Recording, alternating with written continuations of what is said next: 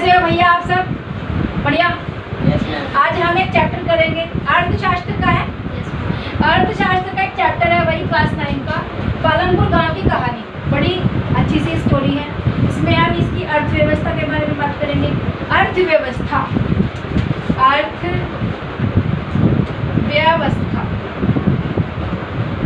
अर्थव्यवस्था के बारे में बात करेंगे, राइट। और इसमें हम बात करेंगे कि पालनपुर गांव भारत के किस कोने में है, किस राज्य में है, पहाड़ी में है, पठार में है, पर्वत में है, फिर मैदान में है, कहाँ पे है या नहीं है, रियलिटी है या फिर क्या है ये, ठीक है। इन सब चीज़ों के बारे में विल टॉक टू। देखो सबसे पहले तुम ये बात समझो कि पालनपुर गांव है कहाँ।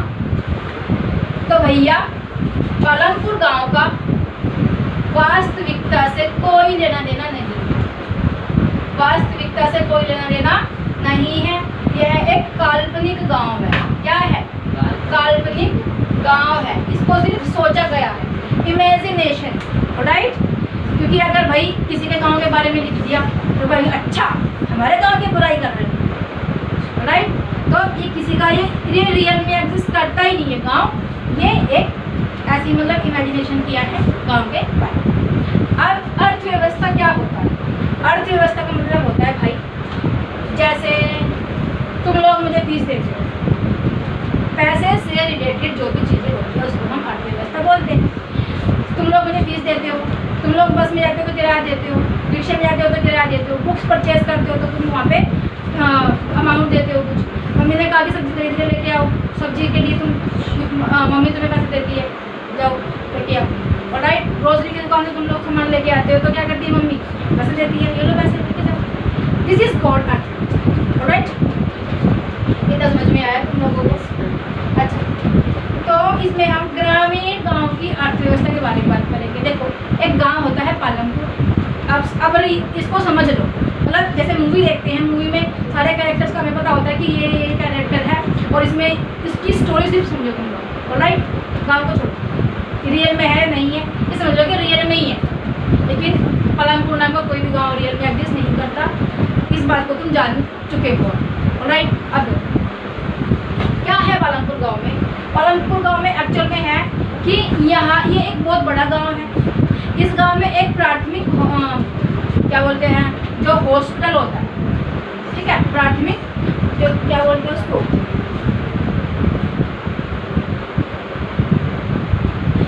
हॉस्पिटल है, मतलब प्राथमिक उपचार की सुविधा है। यहाँ पे बिजली का जो है उसकी भी सुविधा है, सिंचाई की सुविधा है, राइट। स्कूल है, प्राइमरी स्कूल जिसको बोलते हैं, प्राइमरी स्कूल जिसको बोलते हैं वो भी है। तो ये गांव जो है शहर की, मतलब देखो कोई भी गांव होता है, जस्ट लाइक ये दिल्ली का रोड है, राइट। और यहाँ पे कहीं पे कोई रोड जा रही है, फिर ये रोड इधर जा रही है, फिर ये रोड इधर जा रही है, फिर ये इधर जा रही है, फिर ये इधर जा रही है, मतलब इस तरह से गांव होते हैं भाई, है ना। यहाँ पे कोई गांव है, फिर यहाँ पे कोई गांव है, फिर यहाँ पे कोई गांव है, फिर यहाँ पे कोई गांव है, यहाँ पे कोई गांव हो गया, यहाँ पे कोई गांव हो गया, राइट। यहाँ पे कोई गांव हो गया, यहाँ पे आके यहाँ पे कोई गांव है, यहाँ पे है, इस तरह से गांव होते हैं भाई। लेकिन जो दिल्ली आ रही है, ये रोड कहाँ जा रहा है भाई? दिल्ली आ रहा है, तो दिल्ली में इस रोड से कनेक्ट है ना कहीं ना कहीं पे। लेकिन जो पालनपुर गांव है वो डायरेक्ट कनेक्ट है। जो पालनपुर गांव है काफ़ी बड़ा गांव है और ये शहर की पक्की सड़क से कनेक्टेड है, राइट। मतलब काफ़ी बड़ा गांव है। इसमें हर धर्म हर समुदाय के लोग रहते हैं। मतलब यहाँ पे कोई ये नहीं है कि एक छोटा सा पर्टिकुलर गांव होता है उसमें सिर्फ एक ही समुदाय के लोग रहते हैं, ऐसा नहीं है। यहाँ पे हर धर्म के हर समुदाय के लोग रहते हैं, ठीक है। यहाँ पे मैंने क्या बताया? प्राथमिक विद्यालय बताया, सॉरी प्राइमरी विद्यालय बताया, प्राइमरी स्कूल है यहाँ पे, और तुम्हारा प्राथमिक उपचार की सुविधा भी है, छोटे मोटे हॉस्टल हो गए, और राइट। बिजली की सुविधा है, सिंचाई की सुविधा मीन्स जैसे इरीगेशन करते हैं, खेतों में पानी देते हैं, उसकी भी सुविधा है, और राइट। तो ये सब यहाँ पे है। ये है हमारा पालनपुर गाँव, ये हमारा पालनपुर गाँव। इधर समझ में आया? अब यहाँ पे रियल में है क्या?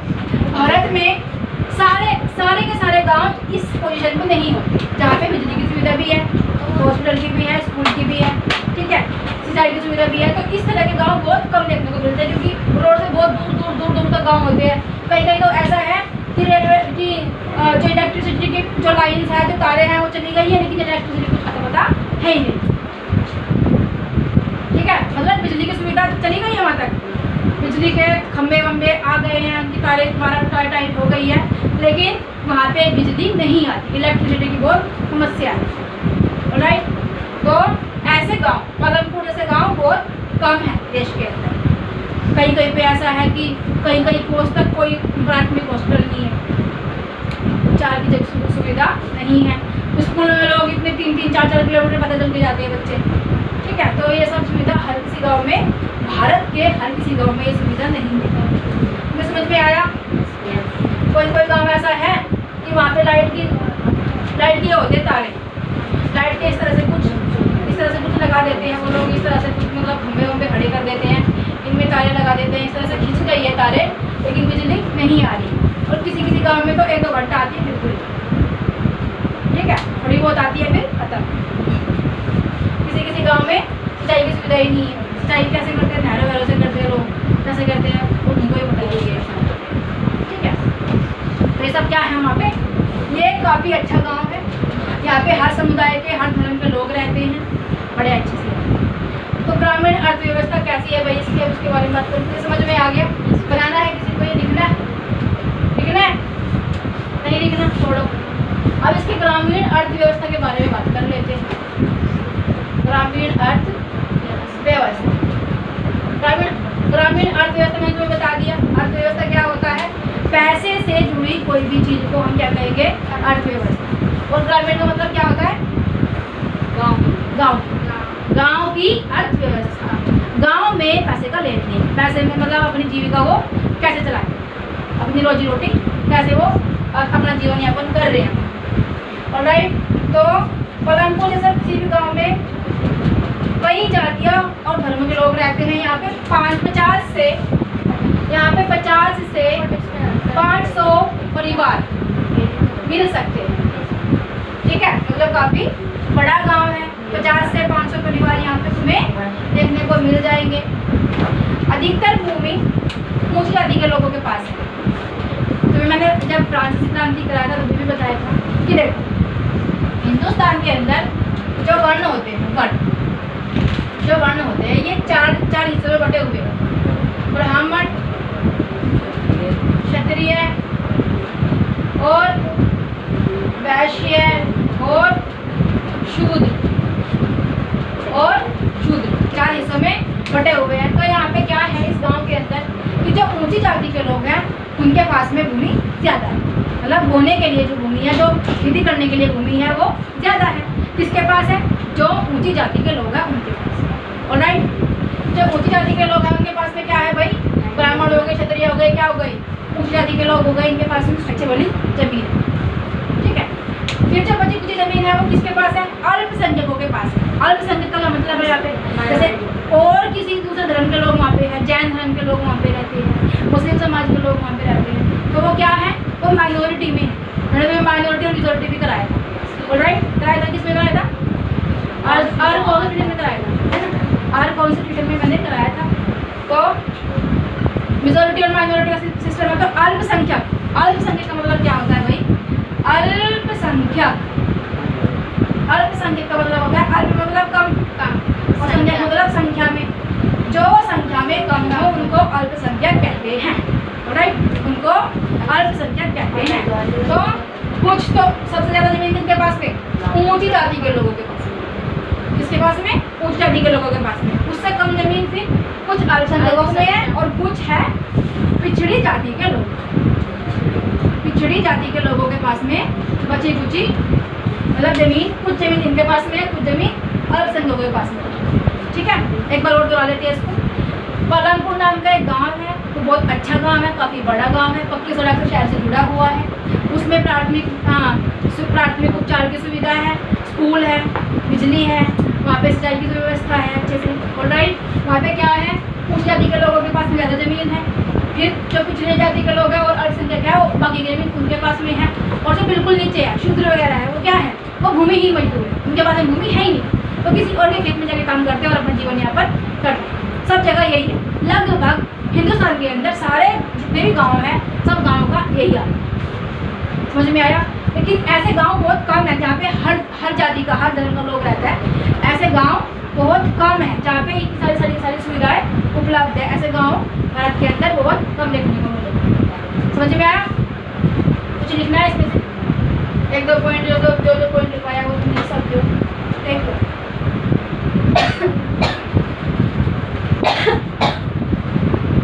क्या होता है कि जो भूमिहीन मजदूर होते हैं, शूद्र होते हैं, वैसे होते हैं, क्या इनको गांव के बाहर, गांव के कहीं पे गांव के बाहर रहना पड़ता है।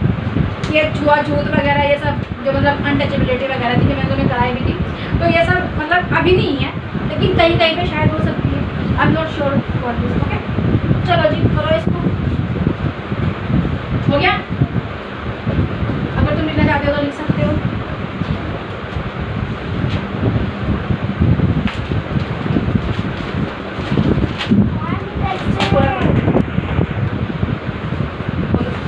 आगे करते हैं उत्पादन का संगठन। उत्पादन का संगठन का मतलब होता है फैक्टर्स ऑफ, उत्पादन का संगठन का क्या मतलब है? Factors of production. कि भाई प्रोडक्शन होता है तो उसके फैक्टर्स क्या क्या, मतलब कैसे होगा प्रोडक्शन। तो क्या है उत्पादन का संगठन? उत्पादन का संगठन मतलब फैक्टर्स ऑफ प्रोडक्शन। समझ में आया क्या? अब इसमें चार चीजें बहुत महत्वपूर्ण होती है भाई।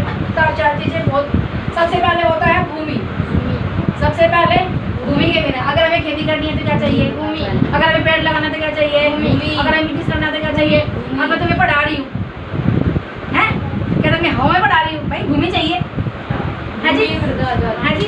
कई बड़े स्तर पर अगर हम बड़ी स्केल पे अगर पढ़ाएंगे बच्चों को तो क्या चाहिए? बड़ी भूमि चाहिए। अगर हमें डेयरी खोलनी है तो क्या करेंगे? भूमि चाहिए। या फिर गाय भैंसों को कहीं पेड़ पे लटकाएंगे, चलो जी तुम, है जी? नहीं ना? तो क्या होगा? मुर्गी फार्म खोलना है, राइट? मुर्गी फार्म खोलना तो क्या करें? भूमि चाहिए। पेड़ लगाएंगे तो भूमि। तो सबसे इम्पोर्टेंट चीज क्या होती है? भूमि मतलब क्या? भूमि मतलब क्या? भूमि मतलब क्या? लैंड। भूमि मतलब क्या? लैंड। फिर दूसरी चीज चाहिए हमें श्रमिक। क्या चाहिए भाई? श्रमिक मतलब क्या? क्या होता है? वर्कर्स। वर्कर्स। अब मैंने बिजनेस कर लिया, अब सपोज कि मैंने बर्तन बनाने का बिजनेस कर लिया, भाई स्टील को लेके भी आना है, इम्पोर्ट पे रहना है, फिर उसको एक्सपोर्ट मतलब बेचना भी है, सेल में भी लेके जाना है उसको, फिर वो उसको बनाना भी है कि मशीन के अंदर कैसे डालेंगे, कितना उसका टेम्परेचर होना चाहिए मशीन का, वगैरह वगैरह वगैरह वगैरह, बहुत सारी चीज़ें होती हैं। तो क्या मैं अकेली कर लूँगी? वही जो मैंने तुम्हें दिया था एग्जाम्पल कि कार्यपालिका, विधायिका और न्यायपालिका, तीनों का तीनों अगर एक ही बंदा इन सब काम करेगा तो क्या परफेक्ट कर लेगा? नहीं कर लेगा। दैट्स व्हाई हमें क्या चाहिए? अगर हमें खेत में काम करना, जस्ट मीन्स हमें 200 बीघा जमीन हमने ले ली, अब आप 200 बीघा जमीन में क्या करेंगे? क्या अकेले काम कर लेंगे क्या उसके ऊपर? नहीं कर सकते। क्या चाहिए? श्रमिक चाहिए होता है। श्रमिक मतलब मजदूर, मतलब वर्कर काम करेंगे हमारे। क्या चाहिए? लेबर चाहिए। समझ में आया? समझ में आया? मजा आया? अच्छा लगा? चैप्टर समझ में आया? चलो अच्छी बात है। बस हमारा यही है जो समझ में आना चाहिए। क्या है तुम्हें समझ में आना चाहिए। नेक्स्ट होती है भाई भौतिक पूंजी। भौतिक पूंजी। ऑलराइट? भौतिक पूंजी मतलब फिजिकल कैपिटल।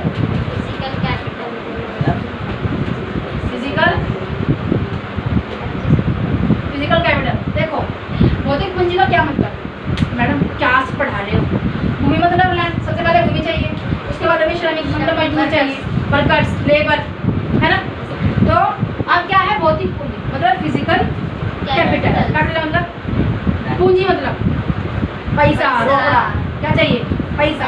पैसा मतलब भौतिक पूंजी का मतलब क्या? जैसे कि हमें 200 बीघा जमीन में हमें गेहूँ उगाना है, अब क्या हाथ से उगाते करेंगे? उसका भाड़ा लेकर उगाएंगे।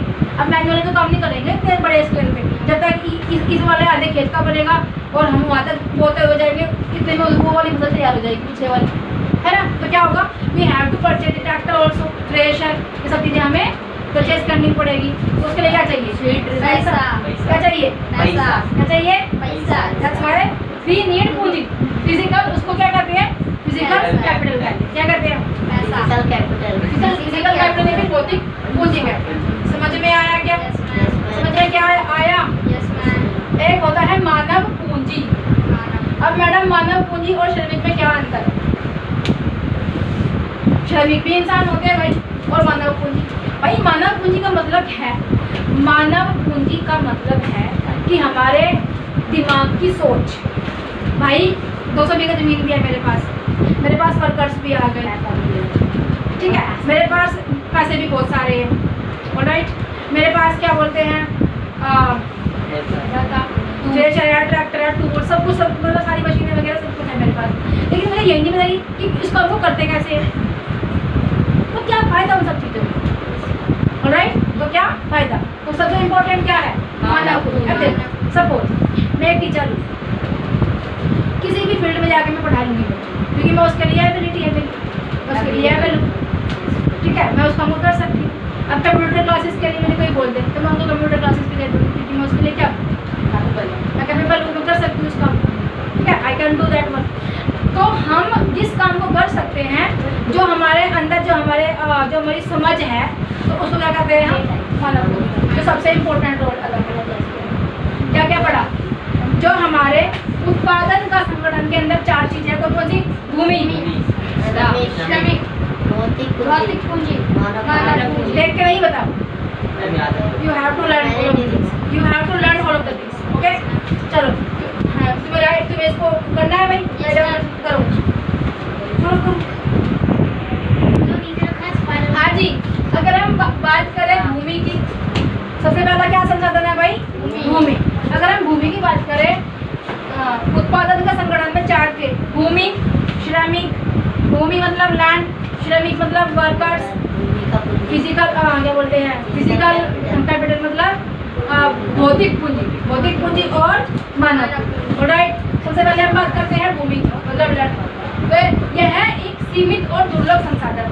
देखो, अगर यहाँ पे इतनी भूमि हमने खरीदी तो कल भी इतनी रहेगी, वो सीमित है। ये तो है नहीं कि आज हमने इसकी लेनी और कल आज हमने ये खरीद ली, कल हम ये हमारी अभी 4 तरफ की हमारी हो जाएगी, हम बन जाएंगे फिर कौन? रिच,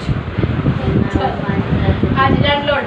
ओके, ठीक है, क्या है कि यह एक सीमित और दुर्लभ संसाधन है, यह सीमित है और बहुत मुश्किल से मिलता है, ठीक है, बहुत मुश्किल से। अब तुम कहो हाँ जी हमें तुम्हारी ज़मीन चाहिए, जैसे वो एक मूवी में वो पहले प्लेन वगैरह करते थे कि तुम्हारी ज़मीन चाहिए, हम ना देंगे अपनी ज़मीन, तो ये ले तेरा मुँह काट के लगा दिया हमने।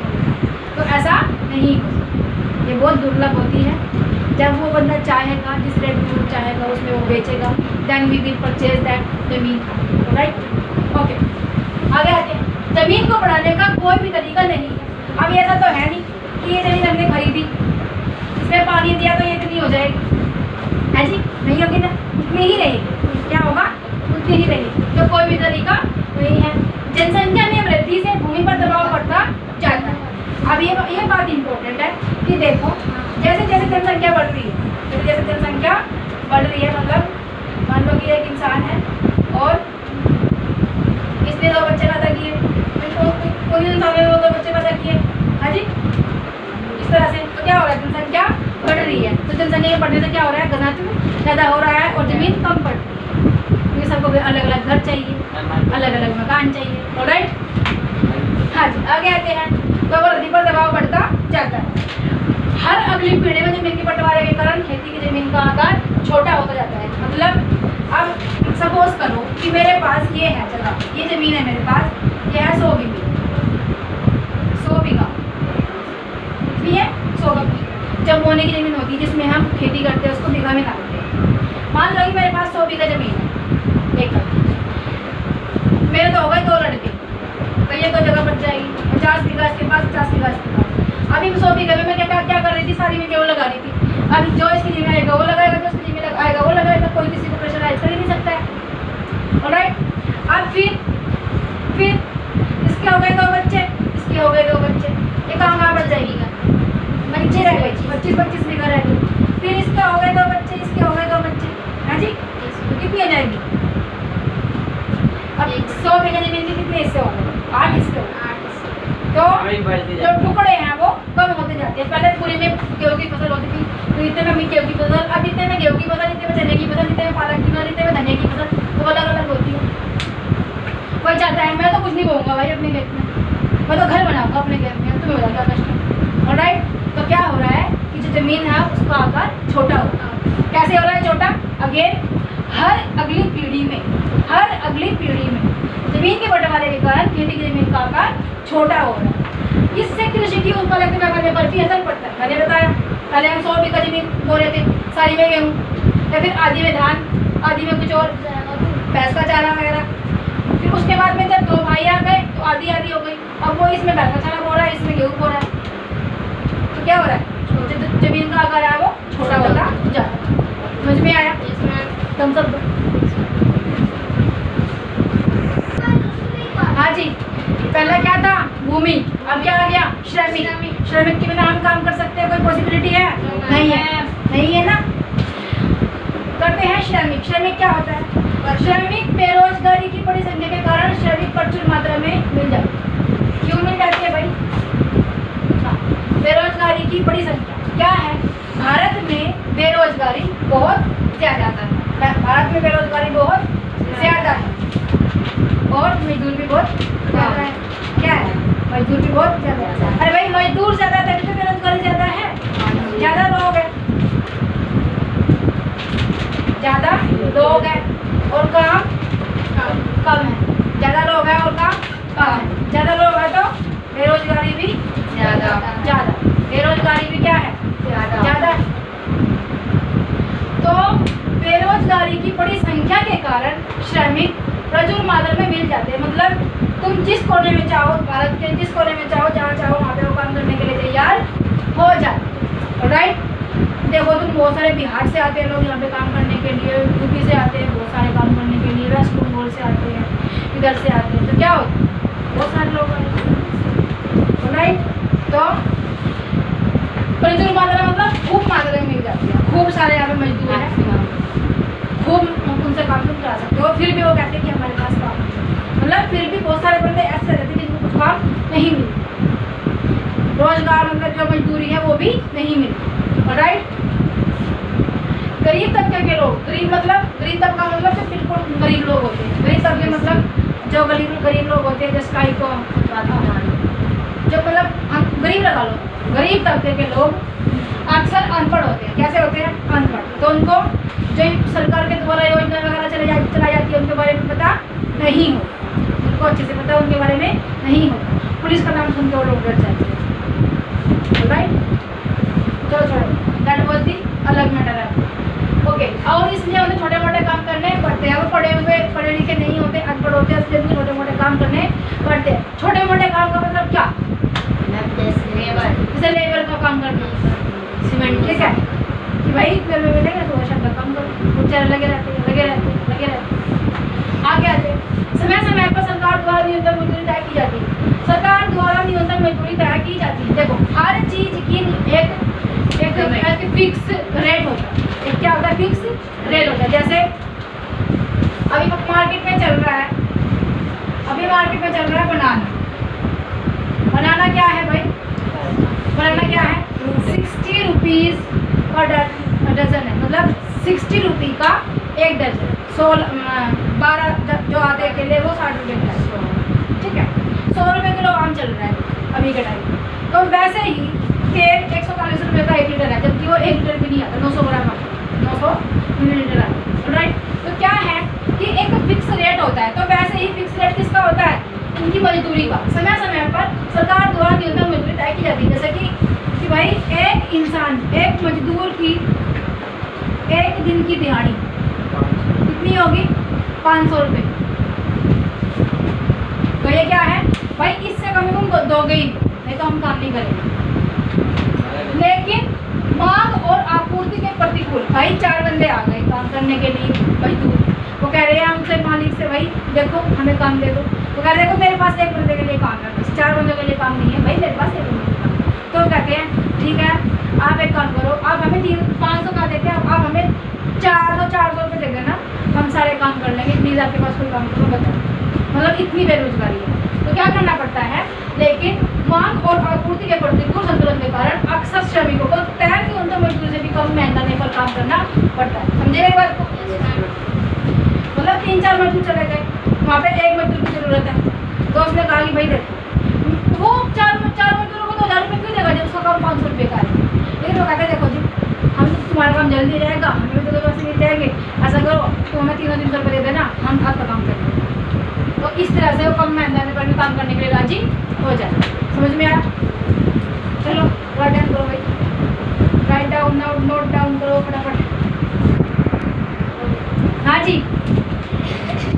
अब क्या करेंगे? भौतिक पूंजी। भौतिक पूंजी मैंने तुम्हें बताया था कि भौतिक पूंजी क्या होती है। भौतिक पूंजी के अंदर 2 तरह की पूंजी आती है, स्थायी और कार्यशील। पहले समझते हैं कि स्थायी क्या होती है और कार्यशील क्या होती है। स्थायी का मतलब होता है, स्थायी मतलब देखो ट्रैक्टर खरीद रहे हैं, ठीक है, और हम बिजली का कनेक्शन ले रहे हैं, वहाँ पे ट्रांसफार्मर इंसर्ट करवा रहे हैं अपने खेत के अंदर, और थ्रेशर खरीद रहे हैं, मशीन खरीद रहे हैं, तो क्या वो हम हर महीने खरीदते हैं? हर महीने खरीदते हैं? नहीं, एक बार खरीद ली, कई साल की छुट्टी, उसको कहेंगे हम स्थायी पूंजी। क्या कहेंगे? स्थायी पूंजी। कार्यशील पूंजी से क्या मतलब है? कार्यशील पूंजी अब ये तो है नहीं कि आज खरीद ली और 4-5 साल की छुट्टी, नहीं, जैसे बीज हो गया, हर साल मतलब हर 6 महीने में खरीदना पड़ता है, ठीक है। अगर 6 महीने तक फसल चलने वाली है, पकने वाली है, कटने वाली है, उसको हार्वेस्ट करेंगे हम, तो क्या होगा कि उसको हम 6 महीने में खरीदेंगे बीजों को। सीड्स खरीदने होते हैं, हमें फर्टिलाइजर्स खरीदने होते हैं, और राइट जो श्रमिक हमारे खेत में काम कर रहे हैं उसको हम 4-5 साल में सैलरी देंगे, उसको तो रोज देनी पड़ती है ना, रोज लेंगे, तो क्या होगा उसको बोलेंगे हम कार्यशील, जिससे मतलब जो हमारा लोकल काम उससे चल रहा है। अब समझो, औजार मशीन और भवन स्थायी पूंजी के उदाहरण है। स्थायी पूंजी मतलब भवन, मतलब ये जमीन खरीद ली, अब ये जमीन खरीद ली, इसमें हम खेती कर रहे हैं, अब अगले साल थोड़े ना खरीदेंगे जमीन, खरीद ली, अब तो पूछते हैं हमारे बच्चे को हम उसको यूज करें, राइट। बीज और खाद खरीदने के लिए कैश की जरूरत होती है कि नहीं होती? कैश की जरूरत होती है। कच्चे माल और पूरी कार्यशील पूंजी खाती है। कच्चा माल जैसे बीज लेके आए हम, बीज हमने खेत में लगा दिया, अगर उसको हम संभाल के रखेंगे तो उसमें कीड़े वगैरह लग जाते हैं, ठीक है, संभाल के रखने से उसको उसमें कीड़े लग जाते हैं भाई, क्योंकि उसमें वो एक पर्टिकुलर वो बीज होते हैं, क्योंकि तुम उसको सो करो, मतलब बीज को डालो फसल उगेगी, यानी कि तुम संभाल के रखोगे उसको, उसके तो कीड़े लग जाते हैं, घुन वगैरह आ जाते हैं उसके, लाल कलर में देखे हो। और मैंने तुम्हें जब चैप्टर करवाया था तुम्हारा क्रॉप प्रोडक्शन का, तो मैंने समझाया भी था इस चीज़ के साथ, ठीक है। आज नेक्स्ट आते हैं मानव पूंजी। आई हैव टोल्ड यू कि मानव पूंजी क्या होती है? हमारी समझ। देखो, किसी भी किसान को सही तरीके से उत्पादन करने के लिए सही ज्ञान और उद्यमिता की जरूरत होती है। अगर हमें पता ही नहीं है कि गेहूँ की फसल किस महीने में उगाते हैं, कैसे मौसम होना चाहिए, और हम उसको जून में उगा रहे हैं, जिस टाइम में उसको काटा जाता है उस टाइम में हम उसको उगा रहे हैं, तो इस बात क्लियर है ना? तो हमें क्या होना चाहिए? उसकी अच्छे से समझ होनी चाहिए कि हमें किस समय पर कौन सी फसल उगानी है और किस वे में उगानी है, राइट। अब जैसे गन्ना है, अब गन्ने का जो बीज, गन्ना जो इस तरह का होता है, गन्ना इस तरह का होता है, तो जो ये यहाँ पे बर्ड्स निकली हुई होती है उसकी, जो इस तरह से बर्ड्स निकली होती है उससे वो पौधा चलता है उसका। अब गन्ने को हम थोड़ा सी लगा देंगे और भाई इसको काट के लगाना पड़ता है, तो उसके लिए हमें समझ होना चाहिए, किसान को समझ होना चाहिए कि भाई हम फसल को उगाएंगे कैसे, राइट। हाँ जी, अधिकांश मामलों में जरूरी ज्ञान को एक पीढ़ी से दूसरी पीढ़ी तक दिया जाता है, मतलब जो ज्ञान होता है, जैसे मुझे कैसे पता, मुझे इस बारे में कैसे पता? अब मैं खेती थोड़ी ना करती हूँ, लेकिन हमारे जो पेरेंट्स हैं वो खेती करते थे उस टाइम पे, जब हम रहते थे वहाँ पे, करते तो अभी भी है, लेकिन अब तो मेरी नहीं कहता। How can I know all of the things? वो इसलिए जानती हूँ कि एक पीढ़ी से दूसरी पीढ़ी को, दूसरी पीढ़ी से तीसरी पीढ़ी को इस चीज़ का ज्ञान प्राप्त होता है। अब मैं अपने बच्चों को बताती हूँ कि शुगर केन से शुगर मिलती है, तो बनती कैसे? उसके अंदर निकालते हैं भाई, फैक्ट्री में जाता है गन्ना, वहाँ पे उसका एक प्रोसेस होता है, उसके थ्रू बनती है, राइट। और गुड़ कैसे बनता है? जैगरी कैसे बनता है? जैगरी भी गन्ने से बनता है, लेकिन उसका प्रोसेस थोड़ा सा अलग होता है। जो चीनी बनती है उसका प्रोसेस थोड़ा सा अलग होता है, जो शक्कर होती है उसका प्रोसेस थोड़ा सा अलग होता है, और जो जूस पीते हैं हम जाके दुकान पे, आज गन्ने का जूस पिलाओ हमें, तो क्या उसका प्रोसेस अलग होता है। गन्ना लाओ, उसके अंदर नींबू और पुदीने की पत्ते डालो, इधर से डालो, उधर से निकालो, इधर से जूस निकल जाएगा, ये पियो। सबके अलग अलग प्रोसेस होते हैं। सब चीज़ किससे बन रही है भाई? शुगर केन से बन रही है, गन्ने से बन रही है, ऑलराइट। तो क्या होना चाहिए? ज्ञान होना चाहिए, ज्ञान मतलब मानव। किसानों की कुशलता और ज्ञान बढ़ाने के लिए सरकार भी कई कदम उठाती है। सरकार ने क्या चलाया था? हरित क्रांति। क्या चलाया था भाई? हरित क्रांति। हरित मतलब हरा, हरित मतलब हरा, क्रांति मतलब बदलाव, रिवॉल्यूशन, ग्रीन रिवॉल्यूशन, राइट, मतलब हरित क्रांति। चलो जी, समझ में आया? अच्छा लगा? थोड़ा सा और आगे देखो।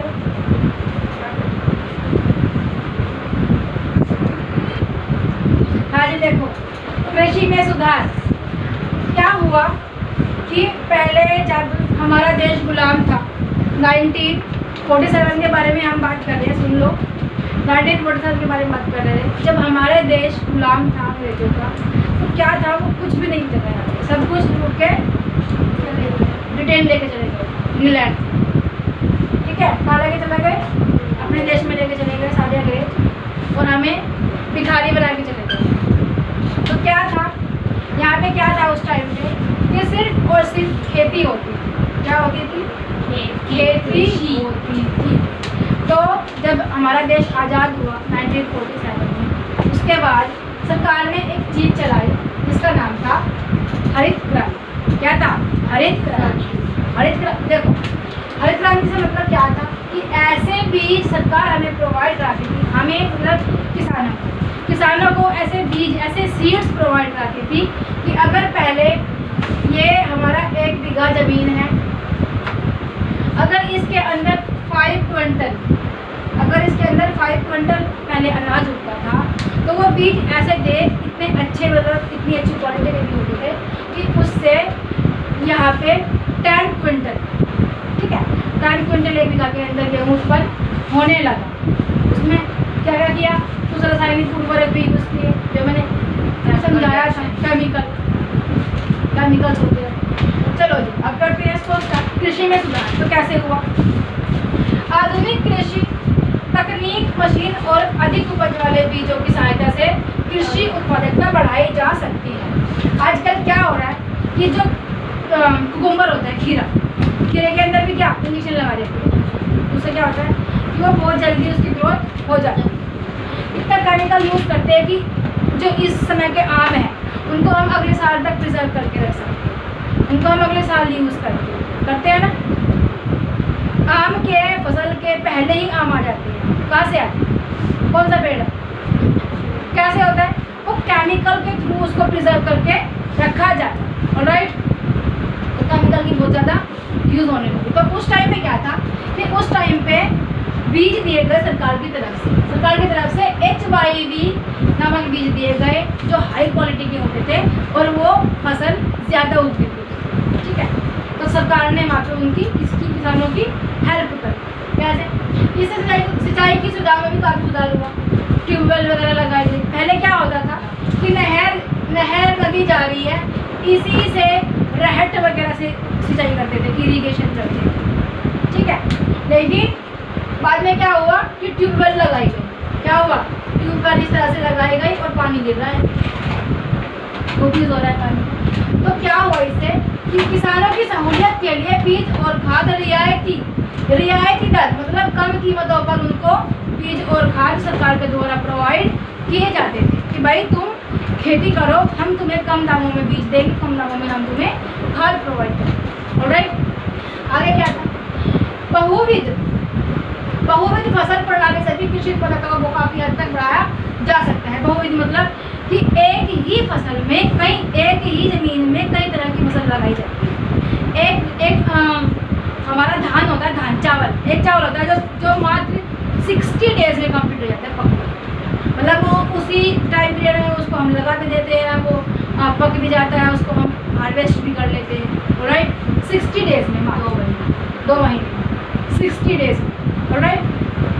तो ये मतलब बहुविध। या फिर जैसे कि ईख लगा दिया, शुगर केन की खेती कर ली, उसी में हमने क्या लगा दिया जी? गोल्ड, उसकी बोटल गोल्ड लगा दी, तुरई की फसल लगा दी, घिया की फसल लगा दी, लौकी उसी के अंदर, ककड़ी वगैरह लगा दी, तरबूज लगा दिया उसी में।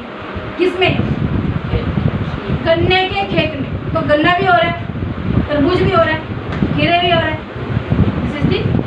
बहुविध मतलब कई सारी फसल एक ही ज़मीन में। अब आगे आते हैं, देखो हर चीज का अगर एडवांटेज है तो डिसएडवांटेज भी, एडवांटेज है तो डिसएडवांटेज भी, इस तरह से क्या है। जमीन के अतिउपयोग से हानि क्या हुई? भूजल दोहन हरित क्रांति के बाद भारत में खदानों का उत्पादन कई गुना बढ़ गया। मतलब अनाज तो बढ़ गया, अनाज तो बढ़ गया, अनाज बढ़ गया, लेकिन हरित क्रांति ने कई समस्याएं भी खड़ी कर दी। वही बताया कि अगर एडवांटेज तो डिसएडवांटेजेस भी होते हैं। कई क्षेत्रों में भूम जल मतलब भूमि के नीचे का जल, भूमि के नीचे का जल की बात हो रही है यहाँ पे। भूम जल का दोहन होने के कारण इन स्थानों पर भूम जल का स्तर काफी नीचे चला गया है। कहते हैं ना कि पानी की कमी हो गई है। मतलब दिल्ली में देख लो तुम, सिर्फ एक समय पानी आता है, मॉर्निंग में पानी आता है, मॉर्निंग शिफ्ट में आता है, इवनिंग शिफ्ट की छुट्टी, 2 महीने हो गए, है ना। और कभी कभी तो ऐसा होता है कि वो मॉर्निंग में भी नहीं आता, वो दोपहर में आता है ना। चलो, तो क्या था, आज कई गाँवों में पानी की किल्लत एक बड़ी समस्या बन गई है। तो आने वाले टाइम पे क्या होगा, we don't know about this. Okay, समझ में आया। एडवांटेजेस थे रसायन के, लेकिन डिसएडवांटेजेस भी। हाँ, मतलब जो केमिकल्स थे उनके अच्छे हमें रिजल्ट मिले, लेकिन बाद में हमें उसके रिजल्ट को देखना पड़ा कि वो पूरे रिजल्ट नहीं थे, क्योंकि जो रासायनिक जो केमिकल होते हैं वो पानी को भी बहुत ज़्यादा वेस्ट कर देते। समझ में आया? समझ में आया आपको? चलो शुरू करो।